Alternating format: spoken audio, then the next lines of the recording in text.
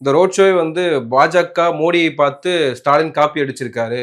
அ திரை போட்டு மூடப்பட்டிருக்கு பந்தல்குடி கால்வாய் அப்படின்ற ஒரு விமர்சனத்த முன்வைக்கிறாங்கல்ல. இல்ல, இல்ல. நான் காப்பி அடிச்சிருக்கு ரோடு ஷோ வந்து பிஜேபி கட்சிக்கு உள்ளதா? மோடி பாணியில பாஜக பாணியில ஸ்டாலின் மோடி தேர்தல் பிரச்சாரம் 8 முறை ரோடு ஷோ வந்தார். எங்க? பெங்களூர்ல. இது அப்படி இல்லை. முதலமைச்சர் தங்கி 2 இடத்துக்கு பொதுக்குழு நடக்கிற உத்தங்குடிக்கு வர்றாரு.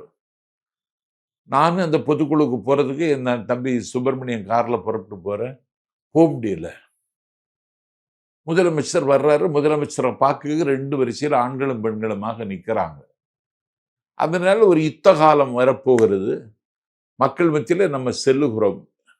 இது மோடியை காப்பி அடிக்கணுங்கிற அந்த நோக்கம் கிடையாது. மக்களை சந்திக்கிறோம்.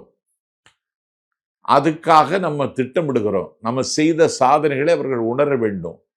அது மட்டுமல்ல, ஒரு முதலமைச்சர் பொறுப்பில் இருந்துட்டு மக்களை நேரடியாக சந்திக்கிற துணிச்சல் ஸ்டாலினை தவிர வேற யாருக்காவது இருக்கா?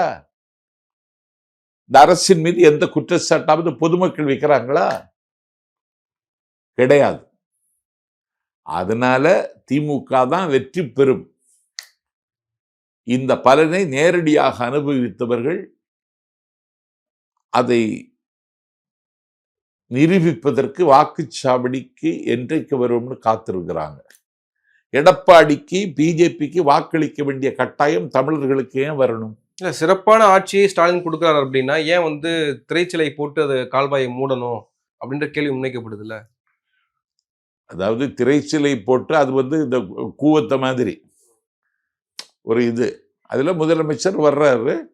மக்கள் இருக்காங்கல்ல, அது எல்லாம் நீங்க எல்லாம் வந்து ஊடகம் தொலைக்காட்சியெல்லாம் காட்சிப்படுத்தும் பொழுது அந்த மோடி செய்தார நமஸ்தே ட்ரம்பு அந்த குடிசை வீடுகளை எல்லாம் மறைச்சு அது மாதிரிலாம் நாங்க பண்ணல. அந்த அந்த மதுரை மாநகரம் அது ஒரு பொலிவு மிகுந்த நகரம்.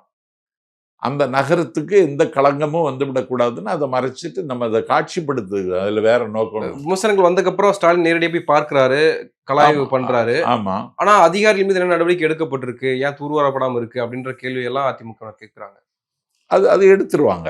அது அந்த பொன் வசந்த்ங்கிறவர் அந்த மாநகராட்சி மன்றத்தினுடைய மேயருடைய கணவர், அவர் மீது திமுக நடவடிக்கை எடுத்திருக்கிறது. ஒரு வகையில ஊழலின் ஊற்றுக்கண்ணாக இருந்த இன்னொரு நபரையும் நேற்றைக்கு திமுக கட்சியை விட்டு நீக்கிறது, நடவடிக்கை எடுப்பாங்க.